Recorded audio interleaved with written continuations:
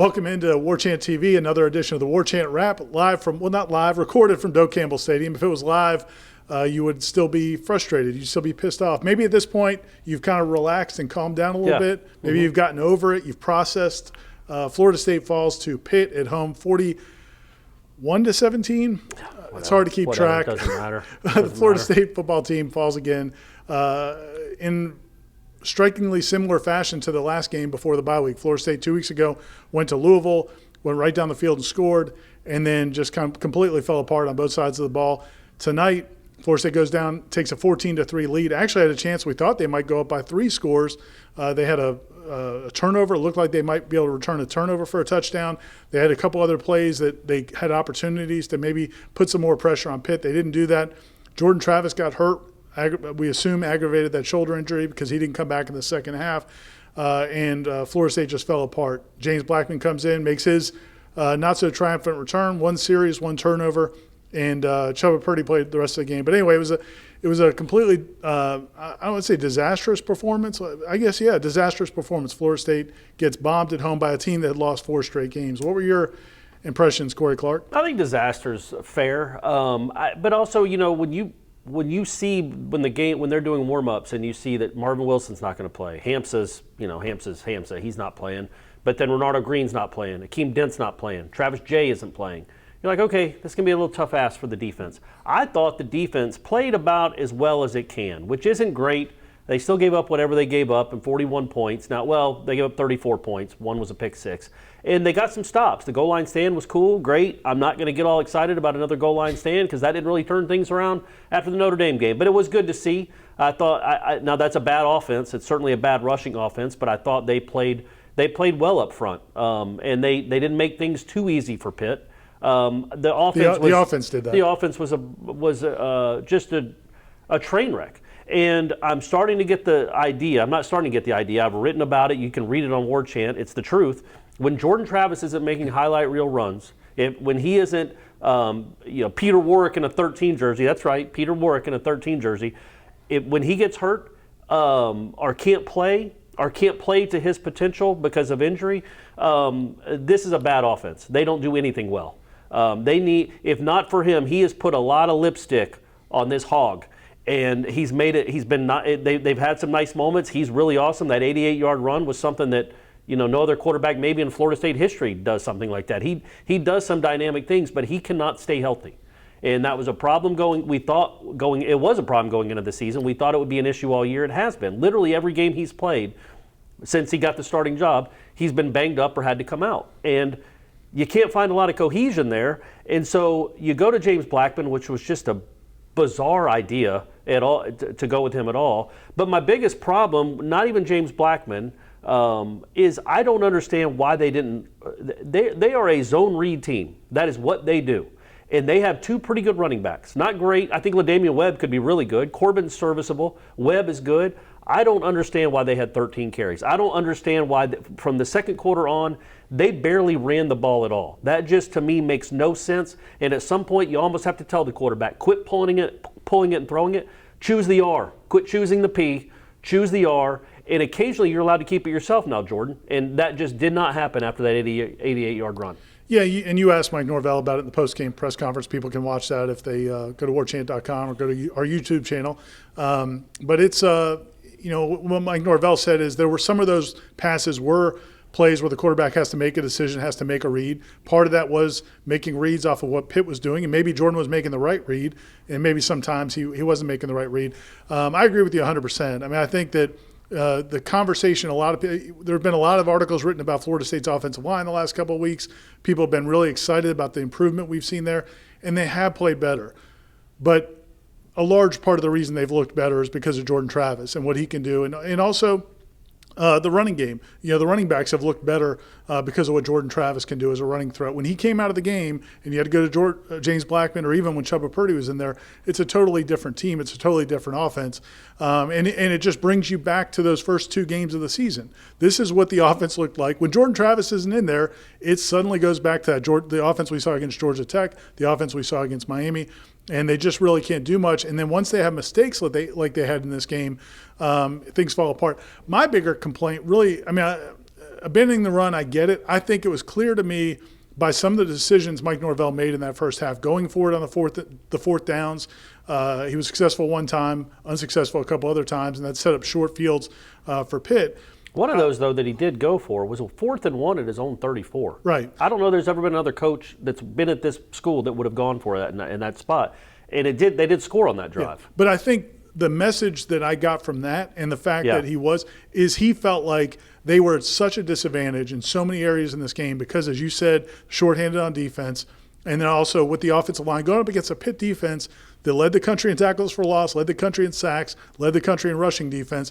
I think he felt like, man, we've gotten a gift here to be up 14-3. If we can make this 21-3 and make Pitt be more one-dimensional, at least it gives us a chance. So I felt like it was almost coaching out of desperation, but I think he wouldn't admit that. He said it was all about the analytics, and it was all based on that. I think he was coaching because he felt like there was no way they were going to win this game unless they were super aggressive and hit some plays, and they weren't able to do that. But to your overall point, especially if Jordan Travis can't go or next week or can't stay healthy, this offense is just bad. I mean, the offensive line is better than it was a year ago, but it's still not good. The receivers are still not very good. Tamari and Terry came back last night, still had drop passes, still had procedure penalties, still not making plays. There was miscommunication. Even when Jordan was in there was a lot of miscommunication between him and the receivers on routes, sight reads, and reads during the plays. And so it's just it's hard to see this offense. Last week we were talking about this team, and you say, okay, they're 2-4, but maybe if they can win 3 out of these last 4 games, heck, maybe they could win 4 of the last 5. Well, we're throwing Clemson out of the equation. But if they could win 3 or 4 of those last games, what that would do for the offseason, when you see this offense the way it is right now, the defense being banged up, I mean, it's hard to see a win. Maybe Duke at the end of the season, but that's really the only game right now, I think, where you feel like Florida State's got a really good chance of winning a game. Yeah, and that's only if Jordan Travis plays. I don't know that they can move the ball effectively. I think Chuba is fast enough. I don't think he's much slower than Jordan Travis. He doesn't have what Jordan Travis has, and that's no slight of Chuba Purdy. Not many quarterbacks in the country have what Jordan Travis has. But if you can't stay healthy, it's hard to build an offense around someone that you can't rely on to be healthy. And again, it's not maybe through his fault, he's injured, but he can't be healthy. As you've said, Ira, a time or two, your favorite ability is what? Availability. It's availability. Thanks, Corey. And Jordan Travis, it's hard to know if he's going to be available or not. But on that topic real quick, and Gene and Tom Lang asked me about that in the post-game show, which you can also go back and watch as well at warchant.com. They asked me, like why put all your eggs in the Jordan Travis basket if we've seen throughout his career he has a hard time staying healthy, and at his size, if he's going to run like that, it's going to be hard for him to stay healthy.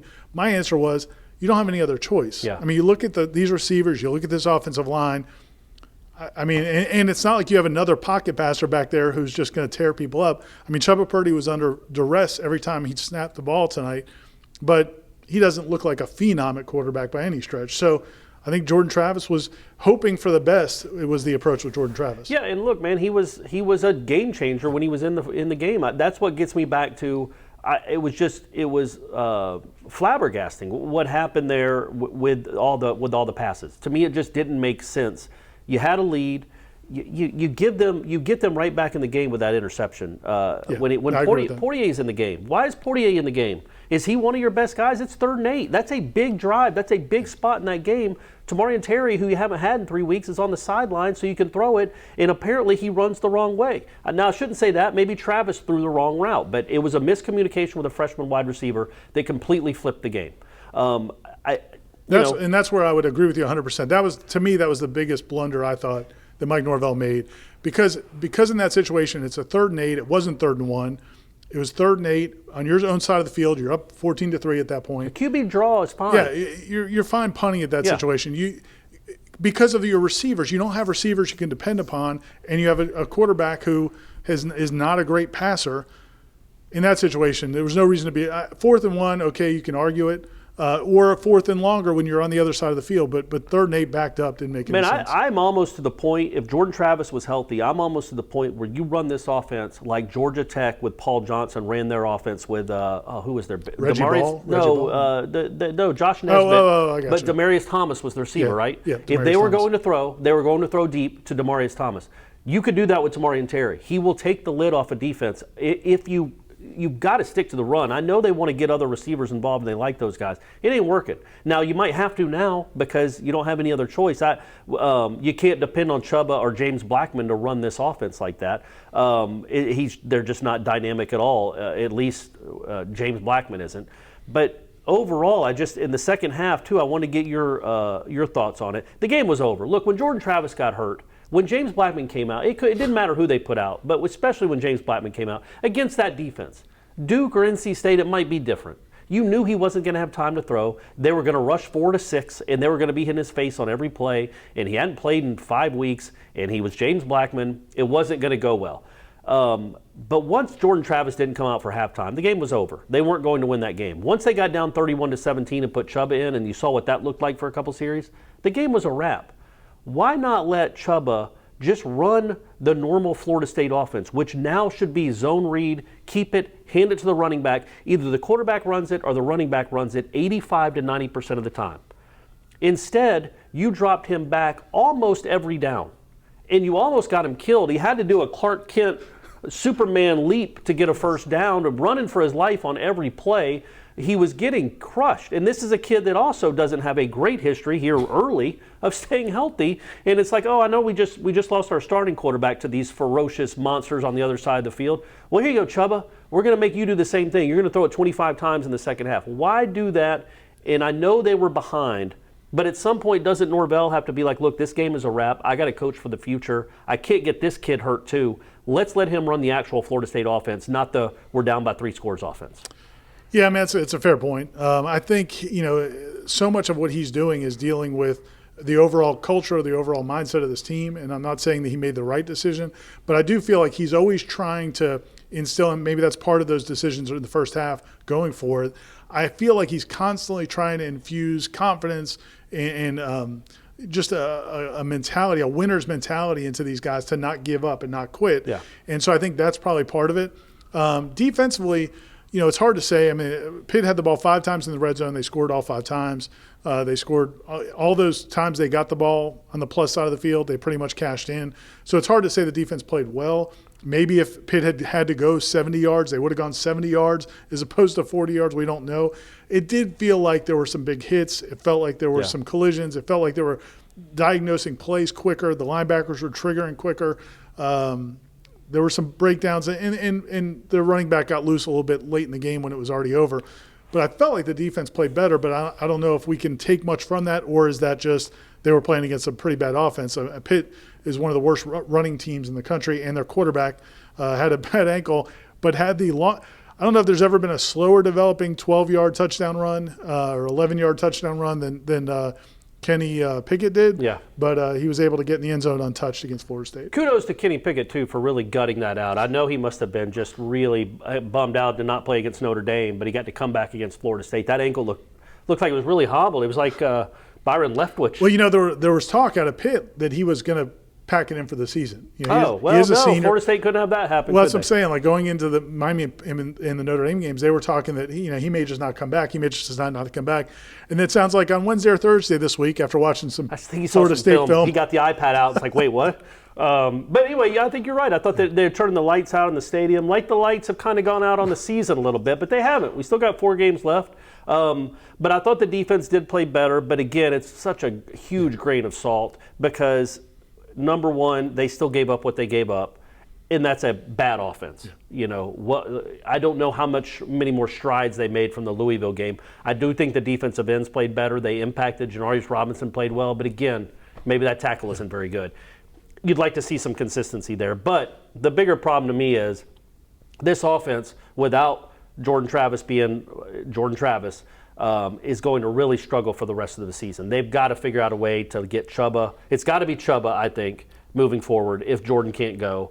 And if Jordan's hobbled, don't let it. Just go with Chuba then. If it's going to be this every game, every week, just go with Chuba and develop Chuba and let Jordan get ready for like the Duke game or for the bowl game or for next year. And there will be a bowl game probably or for next year. But get Chuba ready. Give him a week as the starter. And if he can go, I mean, he was banged and bruised too. But if he can go and see what that looks like, but do not have him throw the ball 50 times. remember that LaDamian Webb is on the team. I don't know what Toafili has done to these coaches. I don't know why they don't like my man, but get him involved too, because I think he is a weapon. I think he is a guy that can make people miss. You don't have many of them.